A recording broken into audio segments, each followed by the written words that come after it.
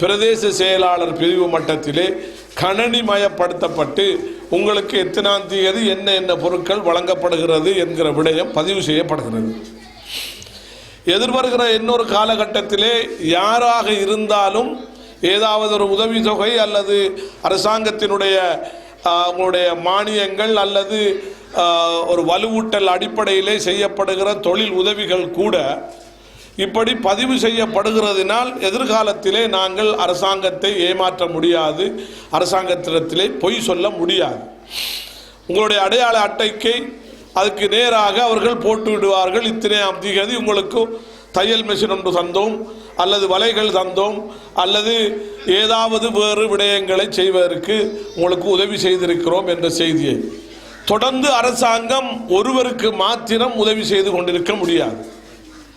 அது அரசாங்கம் அரசியல் செய்கின்றவர்களாக இருந்தாலும் சரிதான், இல்லாதவர்களாக இருந்தாலும் சரிதான், ஒரு அணியினர் தொடர்ந்தேர்ச்சியாக அவருக்கு, அவருடைய சகோதரிக்கு, அவருடைய மதினிக்கு, அவருடைய தாய்க்கு, அவருடைய தங்கச்சிக்கு, மற்ற தங்கச்சிக்கு, மற்ற மதினிக்கு என்று அடுக்கி கொண்டு போக முடியாது. அது எதிர்காலத்தில் நானும் விரும்பவில்லை.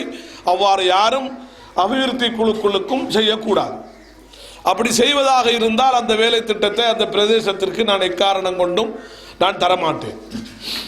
எல்லோரும் நமக்கு கஷ்டப்பட்டவர்கள், வேலை செய்தவர்கள் எல்லோருக்கும் ஏதாவது சென்றடைய வேண்டும் என்று அந்த அபிவிருத்தி குழுவில் இருக்கிற உறுப்பினர்கள், தலைவர்கள் அந்த வேலை திட்டத்தை முன்னெடுத்து சென்றால் மாத்திரம்தான் எல்லோருக்கும் ஏதாவது அந்த பிரதேசத்திலே அவர்களுக்கு கிடைத்து அவர்களுடைய வாழ்வாதாரத்திலே நாம் ஏதாவது ஒரு பங்களிப்பு செய்திருக்கிறோம் என்கிற ஒரு சந்தோஷத்தோடு அந்த அரசியலில் இருக்க முடியும்.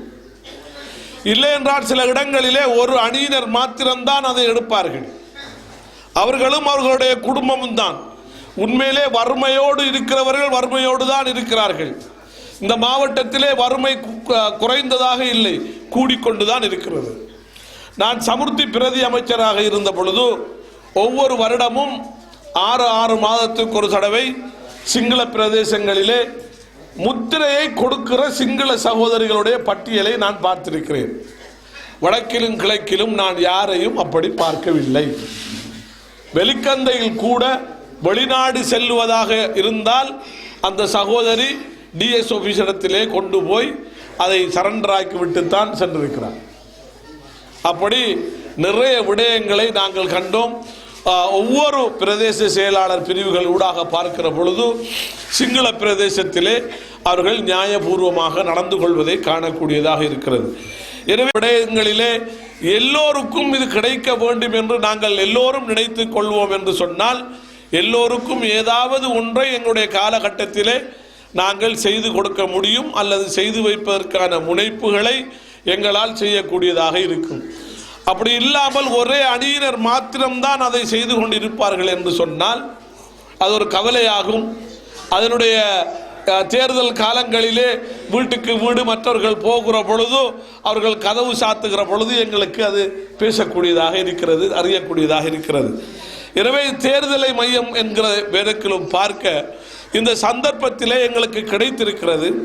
இந்த கிடைத்த சந்தர்ப்பத்தை பயன்படுத்தி எமது பிரதேசத்திலே இருக்கிற மக்களுக்கு ஏதாவது ஒன்று நாங்கள் செய்து கொடுத்தோம் என்று சொன்னால் அந்த பிரதேசத்திலே இருக்கிற எனக்கும் அதற்கு கீழாக இருந்து அரசியல் செய்கின்ற உங்களுக்கும் ஒரு மிகுந்த திருப்தியையும் சந்தோஷத்தையும் தரும். ஏதாவது நான் உனக்கு எடுத்து தந்தேன் என்று இந்த பிரதேசத்தில் இருக்கிற அபிவிருத்தி குழு உறுப்பினர்கள், தலைவர்கள் பேசுகிற பொழுது, சொல்லுகிற பொழுது அதிலே மிகவும் பெருமானம் அதிகமாக இருக்கும். எனவே நாங்கள் இந்த நல்லாட்சியை நாங்கள் கொண்டு வந்தவர்கள் மைத்ரிபால சிறிசேன அவர்கள், ரணில் விக்ரமசிங்க, நாங்கள் இந்த நல்லாட்சியை கொண்டு வந்திருக்கிறோம். பெரிய நம்பிக்கையோடு கொண்டு வந்திருக்கிறோம். ஏதாவது எங்களுக்கு நல்லது நடக்க வேண்டும் என்று, இந்த தமிழ் பேசும் மக்களுக்கு நல்லது நடக்க வேண்டும் என்று நாங்கள் எதிர்பார்த்து கொண்டிருக்கிறோம். இந்த நல்லாட்சி அதை செய்து தரவில்லை என்று சொன்னால் அது எங்களுக்கு எதிர்காலத்திலே எங்களுடைய தீர்மானங்கள் எவ்வாறு போகும் என்று எங்களுக்கு சொல்ல முடியாது. ஏனென்றால் நாங்கள் தான் அவர்களை கொண்டு வந்தவர்கள். எனவே அந்த கொண்டு வந்தவர்கள் எங்களுடைய எதிர்பார்ப்புகள், விசேடமாக முஸ்லீம் தமிழ் மக்களுடைய எதிர்பார்ப்புகள் என்ன என்ன என்பது பற்றி அவர்கள் அவசரமாக ஏதாவது செய்வதற்கு முனைய வேண்டும்.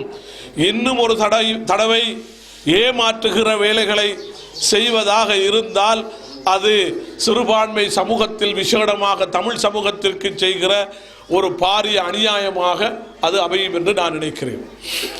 எனவே இது காலத்திற்கு காலம் அரசியலே ஒவ்வொரு நகர்கள் வருகிற பொழுது அந்த பெரும்பான்மை சமூகத்திற்கு தேவைப்படுகிற அளவுதான் இந்த நாட்டிலே தீர்மானம் செய்யப்படுகிறது. அதை நாங்கள் அறிந்து வைத்திருக்கிறோம். பெரும்பான்மை சமூகம் என்ன தேவைப்படுவதாக நினைக்கிறதோ அதைத்தான் தேசியத்திலே இருக்கிற அரசாங்கங்கள் செய்து கொடுக்கும். இதை நாங்கள் சிறுபான்மை மக்களாகிய நாங்கள் கடந்த காலத்தில் ஓரளவு புரிவதிலே நாங்கள் தவறு இருந்தாலும் இந்த காலகட்டத்திலே நாங்கள் புரிந்து வைத்திருக்கிறோம் அவர்களுடைய விருப்பு வெறுப்புகள் என்ன என்பது பற்றி. இதற்காக நாங்கள் சிங்கள அரசியல் தலைவர்களிடத்திலே நாங்கள் பேச வேண்டியிருக்கிறது. இந்த தமிழ் பிரதேசங்களில் இருக்கிற படித்த சமூகத்தினர்கள் இந்த வேலை திட்டத்தை முன்னெடுக்க வேண்டும்.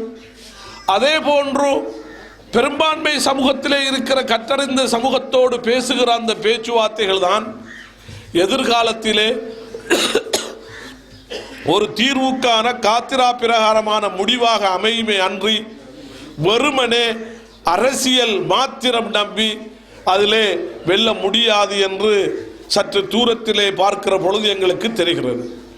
எனவே இந்த மாற்றத்தை கற்ற சமூகத்திலே இருக்கிற சிங்கள மக்களும் தமிழ் மக்களும் முஸ்லீம் மக்களும் அவசரமாக பேசுகிற பொழுதுதான் இதனுடைய எதிர்காலத்திலே ஏதாவது ஒன்று நல்லுணர்வோடு இருந்து பெற்றுக்கொள்ள முடியும் என்கிற எதிர்பார்ப்பு இருக்கிறது. அதை அவசரமாக செய்ய வேண்டும். தமிழ் தலைவர்களும் முஸ்லீம் அரசியல் தலைவர்களும் சிங்கள தலைவர்களும் கூடவே செய்ய வேண்டி இருக்கிறது. எனவே அன்புக்குரியவர்களே, இந்த வேலைகளை நாங்கள் எதிர்காலத்திலே அதிகம் செய்ய வேண்டும் என்று நாங்கள் எதிர்பார்க்கிறோம். சுய தொழில் ரீதியாக இந்த பிரதேசத்திலே பன்னிழைக்கிறவர்கள் இருக்கிறீர்கள். அவர்களும் ஒரு சங்கமாக இருக்கிற பொழுது அவர்களை எங்களால் தூக்கி எழுப்பிவிட முடியும். அவர்களுக்கு உதவி ஒத்தாசைகள், அதனுடைய பருத்தி மனைகள், புதிய பருத்தி மனைகள் எல்லாம் நாங்கள் வழங்கி இருக்கிறோம்.